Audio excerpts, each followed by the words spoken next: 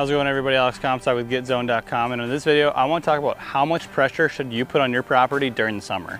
Now this is going to vary depending largely on what kind of property you have, what kind of properties you hunt, how big they are, all these sorts of things, but I'm going to touch on a few important things.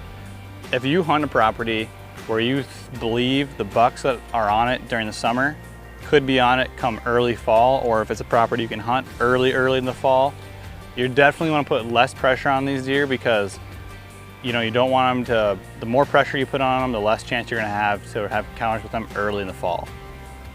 On the flip side, if you've got a property that you either hunt only say in November or December, or if it's a property that you've hunted it for years and the bucks in the summer like to move off of it, new ones move in, for whatever reason, then you could probably put more pressure on it. Or if you've got a really big property that you can get into, and there's areas that bucks maybe like to hang out in bed, you don't have to go into those areas, but you can go into the outskirts of the property or other spots. That's another example where you could put some more pressure on your property and it probably won't do as much harm.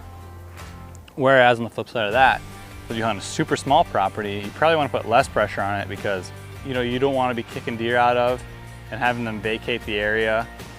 So there's a few different things you definitely want to be thinking about with how much pressure you should put on your property. It's all going to pertain to, I always would err on the side of caution. I like to not pressure my property as much as possible. Or if you hunt in an area where there's farmers or farm stuff going on, if you can just access it, via a Ranger or a four-wheeler and not have to walk very far. The biggest thing is you don't want to be going into areas that are what I would consider bedding areas, or areas that deer like to really hang out a lot, unless you really don't care about if you spooky them, because you're not going to hunt till later in the fall. A few things you should be thinking about for sure.